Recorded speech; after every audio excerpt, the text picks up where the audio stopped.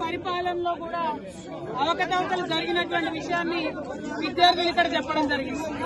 ఆనాడైనా ఈనాడైనా విద్యార్థులతో ఎప్పుడైనా వాళ్ళకు న్యాయం జరగాలనే కోరుకునే వాళ్ళం. మేము తెచ్చుకున్నదే తెలంగాణ విద్యార్థులకు, తెచ్చుకున్నదే తెలంగాణ యువకులకు ఉద్యోగాలు కావడానికి కోసం. ఒకవేళ ఇదివరకు జరిగినటువంటి అన్యాయాన్ని చూసే విద్యార్థులు ప్రభుత్వాన్ని పోగొట్టిన విషయం మీరే చెప్తున్నారు ఓపెన్ గా, దానిలో వేరే ఒపీనియన్ లేదు. కానీ ఇప్పుడు మరి మీ మెడల మీద మీ భుజాల మీద గద్దెనెక్కినటువంటి రేవంత్ రెడ్డి ప్రభుత్వం ఏం చేస్తుంది 2 సంవత్సరాల నుంచి నేను అడుగుతున్నా. దాన్ని ప్రశ్నించడానికి వస్తే మీరు కూడా వాళ్ళ మాయలో పడిపోవడం అన్నది చాలా దారుణం. నేను మిమ్మల్ని కోరేది ఒకటే, పోలీసులను కూడా కోరేది ఒకటే, కాంగ్రెస్ నాయకులు వస్తే లోపల దాకా తీసుకొని పోయి విద్యార్థులతో మాట్లాడించి, ప్రతిపక్ష నాయకులు వస్తే గేట్ బయట మీరే కన్ఫ్యూజన్ క్రియేట్ చేస్తున్నారు. విద్యార్థులతో ఓపెన్ డిస్కషన్ కోసం ఇక్కడికి వచ్చినాం, కానీ అది కూడా కాదంటే ఇక్కడ కాకపోతే ఇంకో దగ్గర మాట్లాడుకుంటాం. కానీ ఇవాళ మేము కోరేది ఒకటే, ఖచ్చితంగా గ్రూప్ 1 లో అక్రమాలు జరిగినాయన్నది ఇవాళ ప్రతి ఒక్కరు ఒప్పుకుంటున్నారు. ప్రభుత్వానికి ధైర్యం ఉంటే, చిత్తశుద్ధి ఉంటే మీరు ఎగ్జామ్ క్యాన్సిల్ చేయండి, మళ్ళీ రీ ఎగ్జామినేషన్ పెట్టండి. ఎందుకు పెడతలేరు? ఎందుకోసం దాచిపెట్టుకుంటున్నారు? ఒకవేళ అంత న్యాయం ఉంటే అర్ధరాత్రి ఎందుకు ఇస్తున్నారు మీరు అపాయింట్మెంట్ ఆర్డర్లు? ఇచ్చినటువంటి అపాయింట్మెంట్ ఆర్డర్లలో కనీసం ఇక్కడున్న ప్రతి విద్యార్థి ఛాలెంజ్ చేస్తున్నాడు, మా పేపర్లు మేము ఇస్తాం, మీరెవరైతే ర్యాంకర్స్ ఉన్నాయో వాళ్ళ పేపర్స్ ఇవ్వమని అడుగుతున్నారు. ఎందుకు వెనక్కిపోతుంది ప్రభుత్వం? ప్రతిభ ఉండి ధైర్యం ఉండి కరెక్ట్ గా ఎగ్జామినేషన్ రాసినటువంటి విద్యార్థులు ఛాలెంజ్ చేస్తుంటే ఎందుకోసం ప్రభుత్వం వెనక్కిపోతా ఉంది? మేము ఇవాళ కోరేది ఒకటే, అర్హత లేని వారికి ఉద్యోగాలు రావడానికి వీలు లేదు. ప్రత్యేకంగా ప్రెసిడెన్షియల్ ఆర్డర్ ని తుంగలో తొక్కి నాన్ లోకల్ పేరు చెప్పి 8 మంది పైచిలకు ఆంధ్ర ప్రాంతం వాళ్ళని తీసుకొచ్చి ఉద్యోగాలు ఇచ్చారు. మేము ఆంధ్రోళ్లకు ఉద్యోగాలు రావాలని ఉద్యమాలు చేయలే, తెలంగాణ బిడ్డల కోసం ఉద్యమాలు చేసినాం. మా వల్ల తప్పై ఉండొచ్చు, ఆ ప్రభుత్వంలో నేను కూడా భాగస్వామిగా ఉన్నా, తప్పు జరిగి ఉండొచ్చు. మనలో మనం తెలంగాణలో తప్పు సరిదిద్దుకోవాలి. అంతేగాని ఇవాళ ఆంధ్రోళ్ల కోసం తలవంచినటువంటి ప్రభుత్వాలు ఆంధ్రోళ్లకు ఎట్లా ఉద్యోగాలు ఇస్తున్నారు? ఆ విషయాన్ని గుర్తించండి, ఆ విషయాన్ని గమనించండి.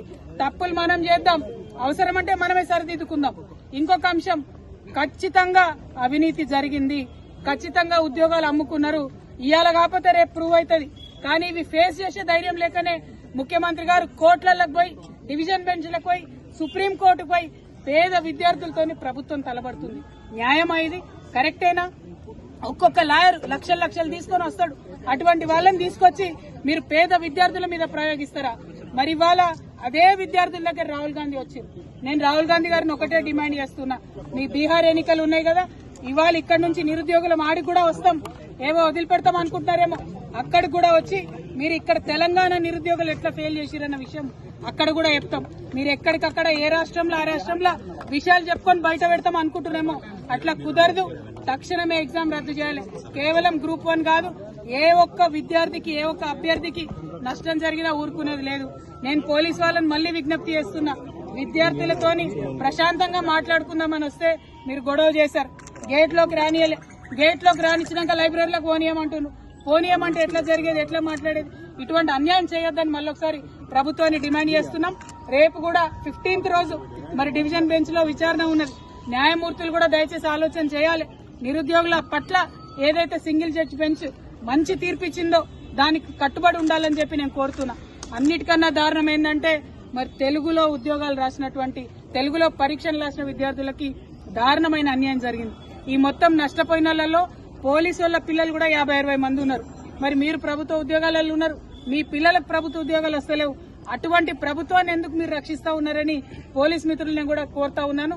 తెలుగు ఉర్దూ మీడియం రాసిన వాళ్ళకు కూడా అన్యాయం జరిగింది. వీటి మీద పోరాటం చేయడానికి ఇక్కడికి వచ్చిన తప్పితే ఇంకోటి లేదు. ఇదివరకు ప్రభుత్వాలు అన్యాయం చేసినందుకే ప్రభుత్వాలు మారినాయి. ఈ ప్రభుత్వం అన్యాయం చేస్తే ఈ ప్రభుత్వం కూడా నిలబడదు. జాబ్ క్యాలెండర్ ఏదైతే ఇస్తామని చెప్పినారో అది ఇవ్వాలని కూడా డిమాండ్ చేస్తున్నాం. 2 లక్షల ఉద్యోగాలు ఇస్తామని చెప్పిండ్రు, 50,000 పాత నోటిఫికేషన్లే మళ్ళీ ఇచ్చిండ్రు. మరి కొత్తగా ఒక్క ఉద్యోగం కూడా వేయలేదు. ఎందుకోసం అని చెప్పి క్వశ్చన్ చేస్తా ఉన్నాం. ఇది ఇక్కడితో వదిలిపెట్టబోము. రేపు ఒకవేళ డివిజన్ బెంచ్ లో మనకు అనుకూలంగా తీర్పు రాకపోతే సుప్రీంకోర్టు వరకు కూడా నిరుద్యోగుల వెంట మేము నడుస్తామని ఈ సందర్భంగా తెలియజేస్తూ ప్రభుత్వాన్ని భేషజాలకు పోవద్దు, గ్రూప్ 1 రద్దు చేయాలని మరొకసారి డిమాండ్ చేస్తున్నాం. జై తెలంగాణ.